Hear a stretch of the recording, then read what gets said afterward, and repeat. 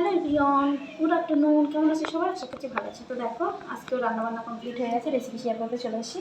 তো আজকের মেনুতে কী কী আছে তোমাদেরকে দেখিয়ে দিই। দেখো, আজকে রান্না হয়েছে ভাত। এখানে আছে ভাত তো প্রতিদিন থাকবেই মেনুতে। এখানে মাছের তেল দিয়ে উচ্ছে আলু দিয়ে একটা চচ্চড়ি আর হয়েছে। দেখো, এখানে হচ্ছে আমুদি মাছ, টমেটো, পেঁয়াজ, কাঁচা লঙ্কা দিয়ে শুধু ঝাল করেছি। আর এখানে হয়েছে চিকেন আলু ঝোল। দেখেছো তো, বেশ অনেকটা পরিমাণ, কারণ দুপুরে আমরা খাবো, রাতে মাটা আসবে, তো চিকেন আলু ঝোল করেছি বেশ অনেকটা। এখানে স্যালাডও কেটে নিয়েছি। চলো এবার ছেলের খেলে দেবো, ছেলের ভাতটা বেড়ে নিই। তো ছেলের খাবারটা এখানে বেড়ে নিলাম, এই যে ছেলের ভাত বেড়ে নিলাম এখানে।